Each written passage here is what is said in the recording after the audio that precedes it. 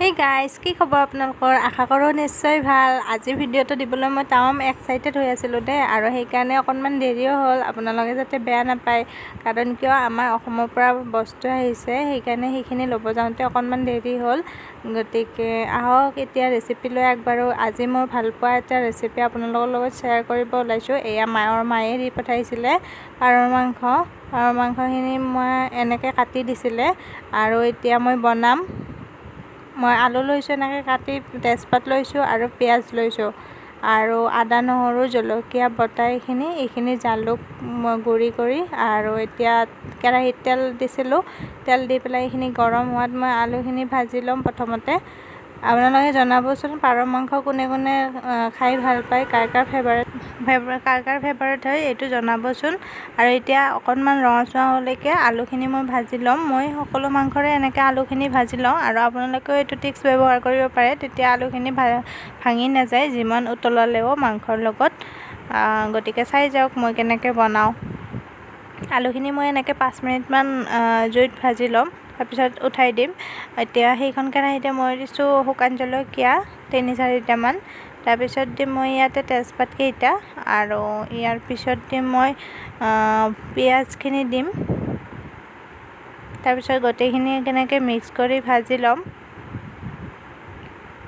বাহিৰত থকাবোৰে হয়তো নিশ্চয় জানে যে এইবিলাক ঘৰৰ বস্তু কিমান মিছ কৰে। ইয়াতো পায় পাৰ, কিন্তু ইয়াতে বিক্ৰী নকৰে, আৰু খাবও নোৱাৰি। ইয়াতে খালে ফাইন হয়, ইয়াৰ পৰা মাৰি খালে। কিন্তু বেলেগৰ পৰা আনি খালে এইটো নহয়, ইয়াৰ পৰা মাৰিব নোৱাৰি।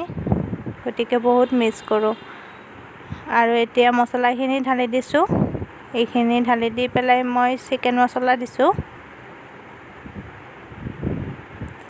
আপোনালোকে হয়তো কোনোবাই এনেকৈ বনাবও পাৰে, কিন্তু মই কেনেকৈ বনাওঁ মই সেইটোৱে দেখুৱাইছোঁ। আৰু এনেকৈ কম জুইত দি পেলাই গোটেই মছলাখিনি মই ভাজি ল'ম লাহে লাহে। তাৰপিছত জালুকৰ গুড়ি মই আধা চামুচ দি দিছোঁ।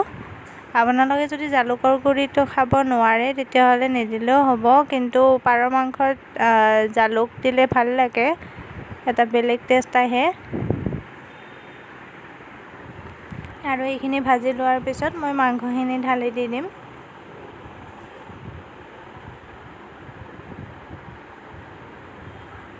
আৰু কম জুইতে এইখিনি এনেকৈ ভাজি ল'ম। এনেকৈ অকণমান সময় ভাজি ল'ব লাগিব, আৰু তাৰপিছত নিমখ দি দিছোঁ মোৰ প্ৰয়োজন অনুসৰি। আপোনালোকে পানী যিমান দিয়ে সেইটো হিচাপত দি দিব, আৰু হালধি দিছোঁ। তাৰপিছত এনেকৈ লৰাই পেলাই মই অকণমান ঢাকনিখিনি দি দিম।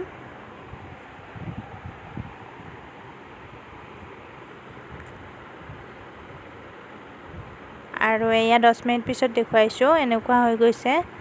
এইটো অকণমান ভাজিব লাগে, তেতিয়া অকণমান টেষ্টটো ওলাই আহে। আৰু এতিয়া দেখিছে তেল বিৰিঙি আহিছে। তাৰপিছত মই আলুকেইডোখৰ দি দিছোঁ,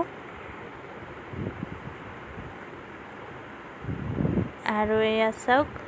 আৰু আলুডোখৰ দিয়াৰ পিছত 15 মিনিটমান পিছত মই দেখুৱাইছোঁ, আকৌ তেল বিৰিঙি আহিছে, এনেকৈ তেল ওলায়।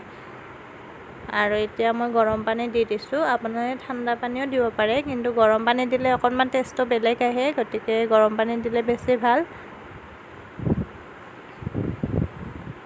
তাৰপিছত মই কম জুইত দি পেলাই ঢাকনি লগাই দিম। প্ৰায় 10-15 মিনিটমানৰ পিছত এয়া মিক্স কৰিছোঁ, আৰু 15 মিনিটমান মই ঢাকনি লগাই দিম।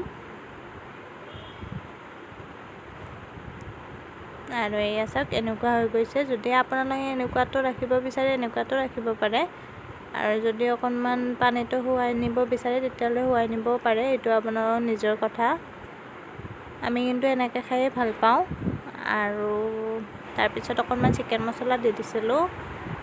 ফাইনেলি আপোনালোকে মোৰ ফেভাৰেট মাংসটোৰ ৰেচিপি পাই গ'ল।